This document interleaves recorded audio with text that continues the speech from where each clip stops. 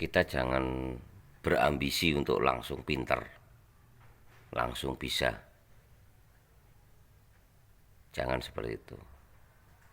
Pelan-pelan belajar membuat pompa hidram itu harus teliti. Assalamualaikum warahmatullahi wabarakatuh. Om Swastiastu, salam budaya, salam kebajikan. Apa kabar Indonesia? Sedulur-sedulurku sedaya nggih. Teman-teman pengrajin ya, terutama mungkin pengrajin ya. Banyak yang kepengen tahu bagaimana apa sih sebenarnya isi spare part pompa hidram Arju. Nah ini oke, kita review, kita kabulkan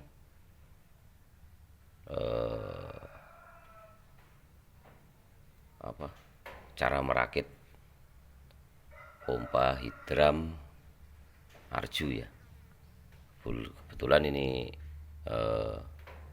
Dewa Ruci dengan bak pompa ukuran 2 in dan tabung 3 in.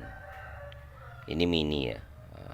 Banyak permintaan kepada kami untuk membuat pompa yang kecil untuk keperluan rumah tangga. Oke, terlebih dahulu kita terangkan ya, ini pompa yang cukup simple ya. Jadi berbeda, mungkin sedikit berbeda dengan pompa-pompa yang ukurannya besar, karena di sini kita flank untuk katup tabungnya atau klep tabungnya itu kita jadikan satu, jadi mati ya. Ini mati dengan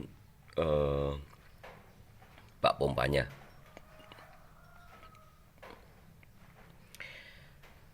Ini sekaligus kita coba untuk memberikan sedikit contoh ya, membuat pompa yang simple, pompa hidram simple tapi berkualitas. Jadi sederhana, cukup sederhana daripada pompa-pompa yang ukuran besar ya.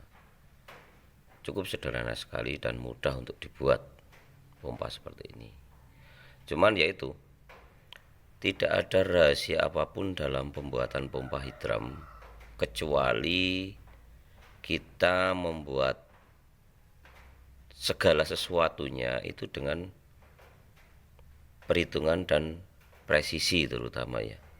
Jadi bodi pompa itu harus mendukung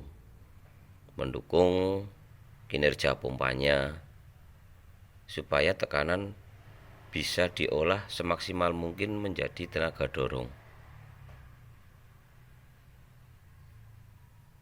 Jadi sebenarnya pompa hidram itu memang sederhana sekali, tetapi jangan disepelekan gitu loh. Kita harus pertimbangkan terutama di kualitas bahan bakunya.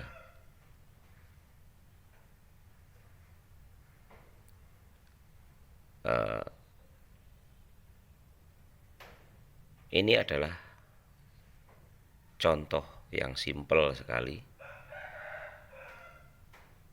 untuk membuat pompa hidram dengan menggunakan besi, bahan bakunya besi. Ya tentunya besi akan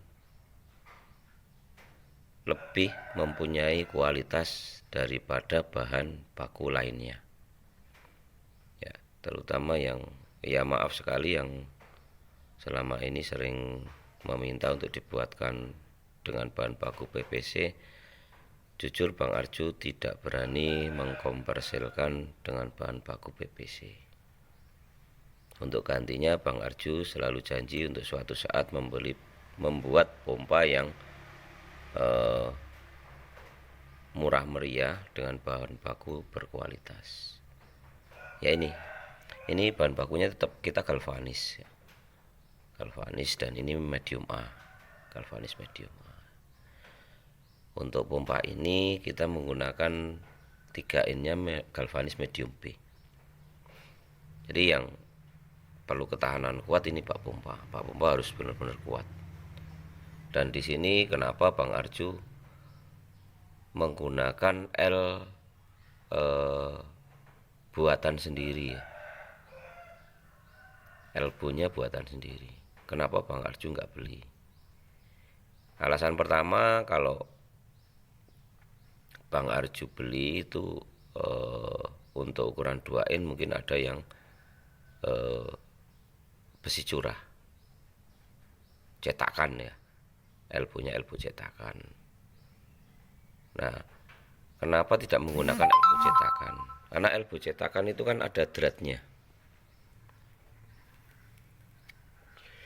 Ada dratnya dan drat itu cukup mengganggu sekali untuk laju airnya. Laju air pasti akan terganggu di sini.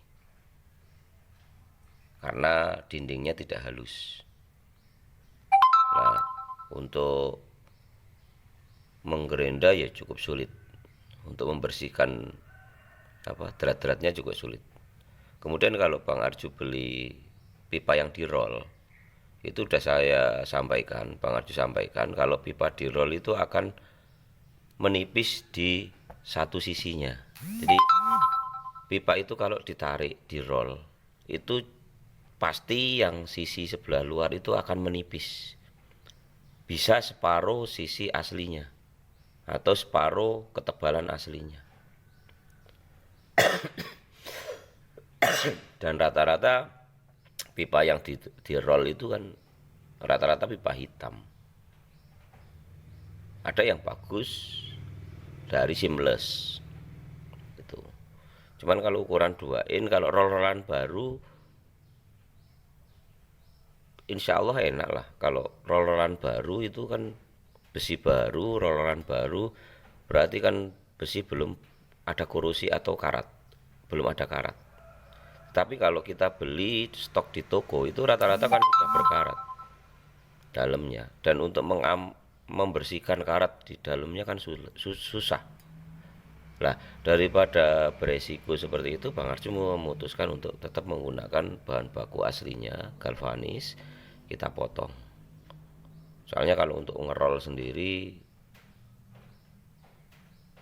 ya nggak punya alat juga. Kemudian ya tipis itu, sisi ini akan menipis sekali dan tentunya kualitasnya akan menurun justru. Oke, ini kita setting dengan inputnya 1,5 in ya, kemudian outputnya 3/4. Ini jarak menengah ke bawah ya untuk ukuran 3/4. Jadi ada yang menanyakan kenapa Bang Arju pompa 6 in kok outputnya hanya 1/4 atau 1,5 in. Ya oke, Bang Arju terangkan kali ini ya. Kenapa Bang Arju dengan pompa-pompa besar outputnya tetap output yang kecil. Maksudnya itu tidak dibuat 2,5 in atau 3 in, pompa 8 in kenapa nggak dibuat 2 in atau lah. Untuk pompa 8 in itu jarak pendek kita juga membuat yang ukuran 2 in outputnya untuk jarak pendek ya kan. Soalnya gini, kita nggak mungkin ya membuat ukuran output yang melebihi dari lubang klep tabungnya. Kalau perhitungan Bang Arju membuat output itu perhitungannya paling besar 2/3, bahkan rata-rata separuh dari ukuran diameter lubang klep tabungnya. Jadi rata-rata 2/3. Sekarang gini, Kalau klep tabungnya itu ukurannya 1 in, Bang Arju membuat output 1 in, impossible kalau itu terpenuhi. Karena apa? Kerja klep tabung ini kan tidak membuka terus, tapi dia membuka menutup. Jadi nggak mungkin ukuran output yang kita rencanakan sama besar dengan klep limbahnya, atau mungkin outputnya lebih besar daripada klep limbahnya. Nggak mungkin kan, terutama di jarak jauhnya. Kalau jarak dekat mungkin bisa lah terpenuhi. Untuk jarak jauhnya kan nggak bisa, tetap nggak bisa. Dan akhirnya nanti memberatkan.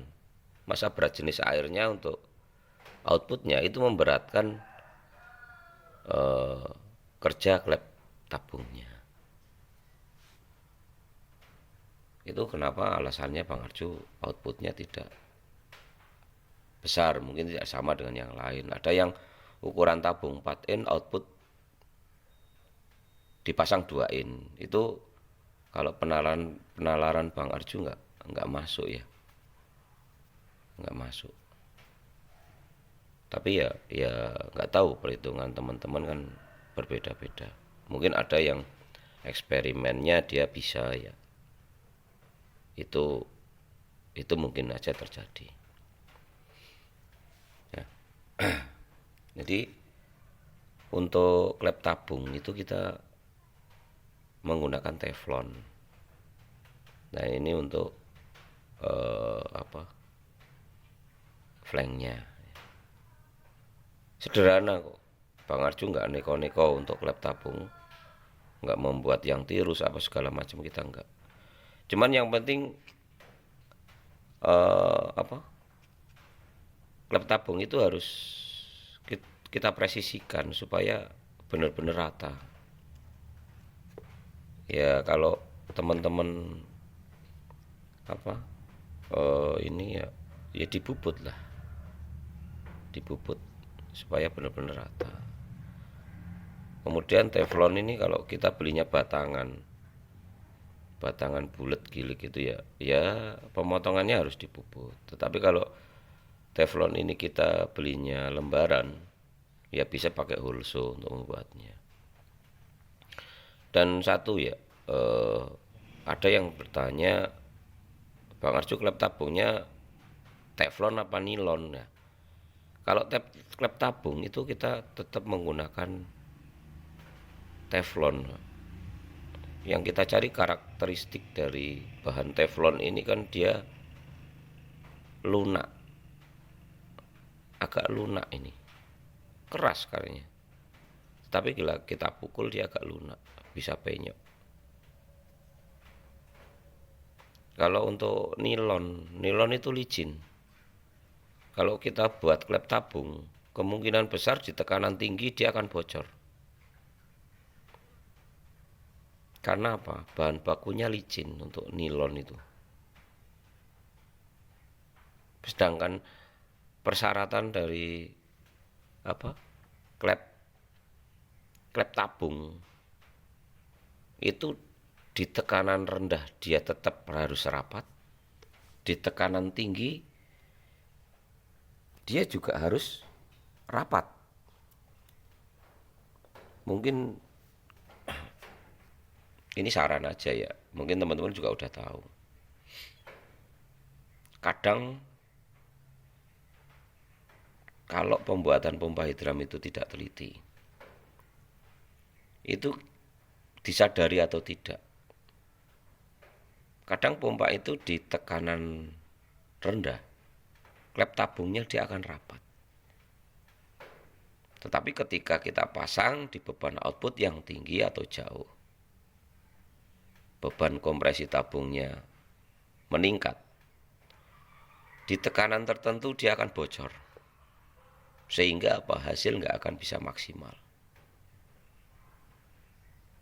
Nah itulah yang sering mungkin tidak kita sadari dalam pembuatan pompa hidram. Makanya pentingnya untuk bahan baku yang kita pilih.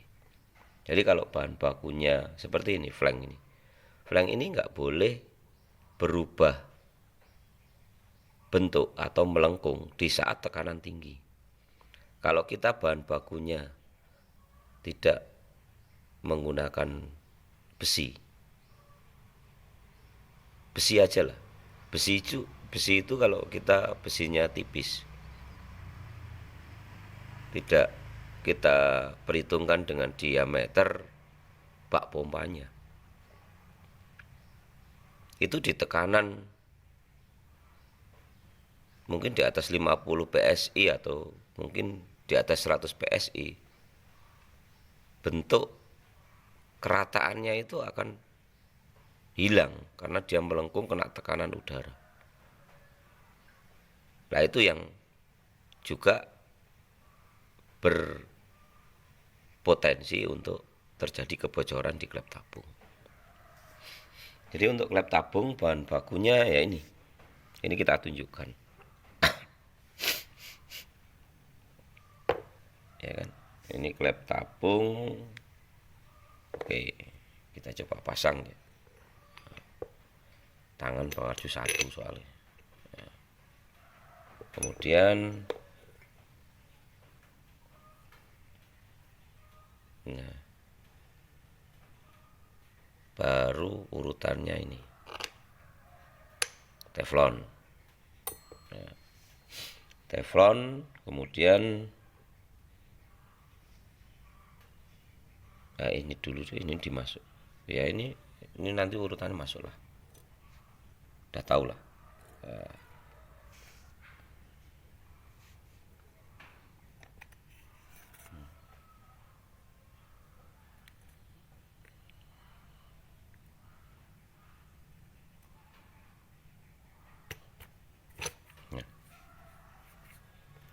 Oke, bentar. Oke, nah ini cuman seperti ini.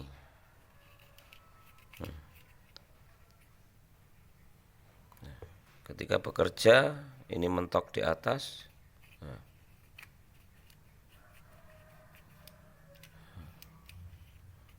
Cuman seperti ini, simpel sekali, sama dengan yang lain.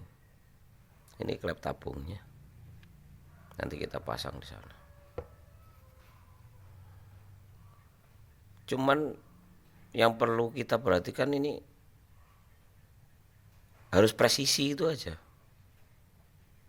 Bosnya harus lurus, nggak boleh kocak ya, nggak boleh kocak, nggak boleh kocak.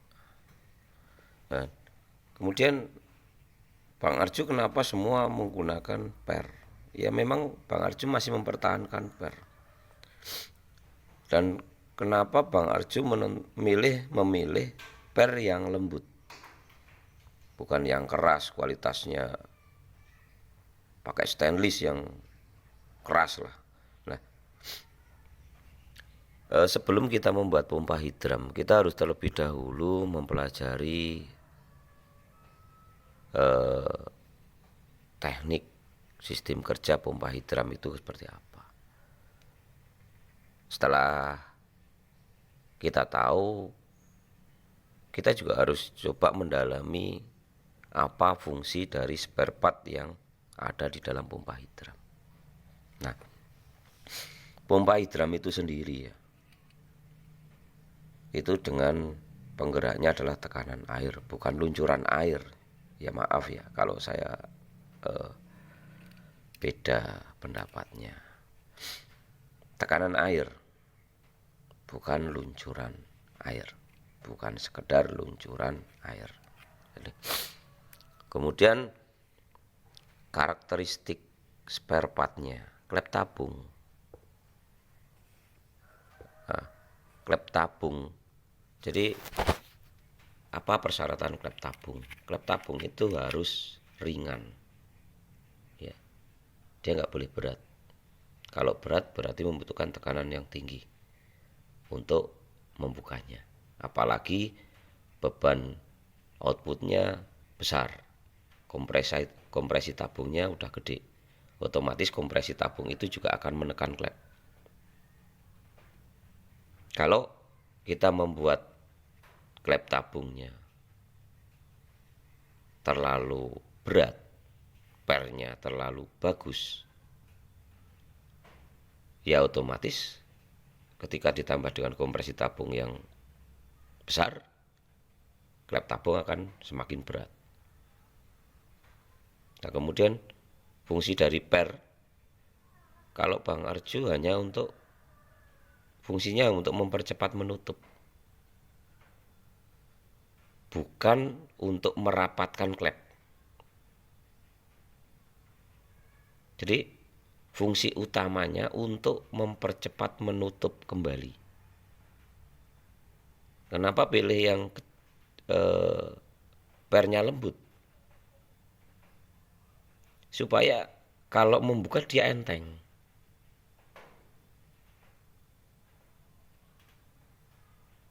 Gitu. Kemudian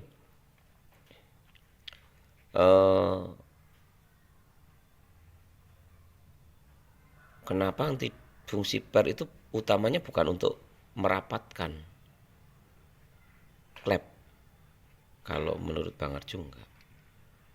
Berarti kalau fungsi utamanya untuk merapatkan, klep itu harus kencang sekali. Makanya kita dituntut dengan pemilihan bahan baku klep tabung yang sesuai. Jadi kalau menurut analisa Bang Arju yang paling sesuai ya teflon atau karet sekalian, malah nggak apa-apa. Nah, uretan aja ya, kalau kita buat untuk klep tabung dia terlalu licin. Itu kalau analisa Bang Arju. Malah mending karetnya, karet hitam itu loh, lembaran itu. Apalagi nilon ya, nilon itu licin sekali. Bahan nilon ada contohnya, udah ada. Nilon itu mirip dengan teflon warnanya, tapi kalau karakteristiknya berbeda jauh. Kalau nilon itu agak lunak, kalau teflon itu agak lunak kalau dipukul. Kalau nilon tetap keras. Jadi ketika kerja klep itu terus menerus, ya otomatis karena bahan bakunya melunak, dia nggak cepat pecah. Dan kemudian dia tahan panas. Karena kerja klep tabung itu pukulan terus menerus, sekali berjutaan, sehari juta-juta, mungkin beribu atau berjuta kali dia memukul. Jadi kita membutuhkan bahan baku yang tahan panas, itu yang pertama. Yang kedua, bahan bakunya dia lunak, tidak terlalu keras, jangan licin. Itu persyaratan bahan baku klep tabung. Kemudian untuk klep limbahnya, Bang Arju untuk pompa ini Bang Arju menggunakan uretan. Bang Arju menggunakan uretan seperti ini.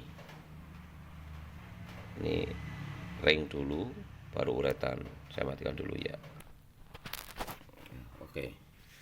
Ya. Cuman seperti ini. Jadi ini ring besi, kemudian ini uretan, kemudian ring klep besi, baru dimur. Ini sama. Nah ini kalau ditanya, ada yang tanya ini fungsinya apa ini? Ini nilon bahan bakunya ya. Ini bahan baku nilon kita buat untuk sebagai bos pernya, untuk tahanan pernya.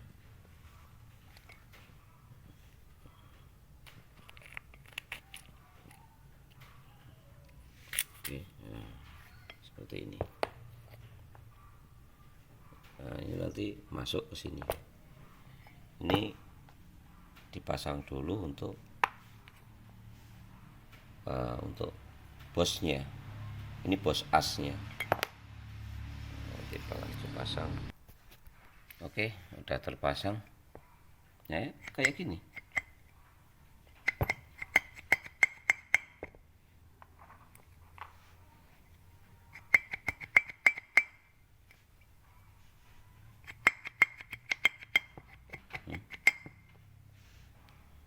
Gimana kayak gini? Nggak ada yang aneh kan?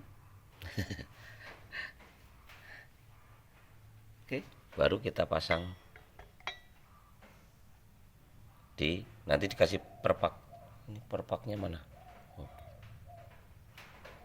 kasih perpak, kasih packing. Kemudian nanti kita coba untuk pasang yang satu lagi, klep tabungnya. Nah, ini sudah kita pasang, kita rakit. Ini juga sama, udah kita pasang, kita rakit. Nah, yang penting ini harus rapat ya. Kuncinya pompa hidram itu cuma satu, tidak ada rahasia apapun di dalam pompa hidram. Kuncinya pompa hidram, klep tabungnya yang utama itu harus rapat. Makanya jangan keliru untuk memilih bahan bakunya, bahan baku dari klep tabung. Nah, kalau sulit untuk mencari atau mendapatkan teflon, yang paling mudah itu karet. Kalau karet itu insya Allah bahan bakunya itu peret, makanya dia ketika mendapatkan tekanan kompresi tabung dia akan tambah kencang, jadi pasti akan rapat. Kalau seperti nilon saya tidak rekomendasikan, uretan juga kurang. Jadi karet, kalau enggak bahan baku karet ya uretan. Ya, kalau nilon kita sarankan jangan. Nah, nanti kita pasang, karena tangan saya baru hanya satu, kita pasang semua, nanti kita rakit seperti apa bentuknya. Tinggal kita coba untuk tes. Kita tes dengan air apakah klep tabungnya bocor apa enggak. Jadi kalau nanti dites hanya rembes dikit-dikit, tidak terlalu deras, itu masih normal. Tapi kalau sama sekali enggak keluar airnya, berarti sempurna rapat. Kalau cuma rembes dikit-dikit, nanti seiring dengan kerja pompa dia akan rapat sendiri, karena sifat dari teflon tersebut lunak tadi. Jadi jangan salah untuk memilih bahan baku teflon, bahan baku klepnya ya, supaya hasil kerja pompanya maksimal. Oke, nanti kita tes, saya tunjukkan gimana cara ngetes klep tabung ini rapat apa tidak. Oke, kita akan coba tes klep tabungnya rapat atau tidak.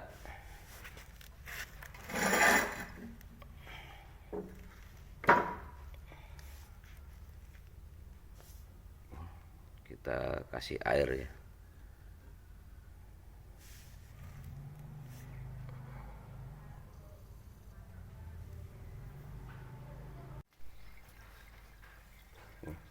Ini udah keluar ya dari sini ya.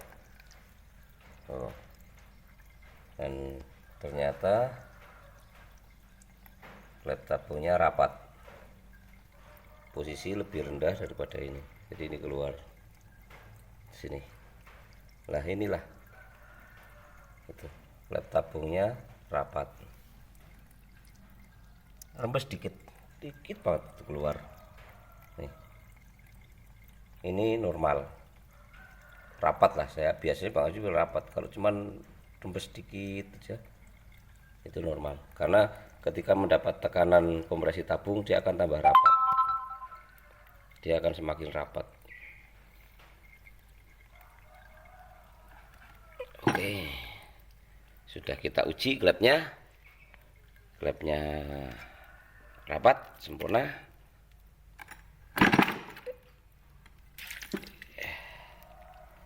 Ini karena kuncinya pompa hidram itu di klep tabung. Kalau kita pembuatan klep tabungnya atau pemasangan klep tabungnya itu asal-asalan atau tidak teliti, ya tentunya pompa tidak akan bekerja dengan maksimal, bahkan tidak akan bisa mendorong air sampai ke ketinggian.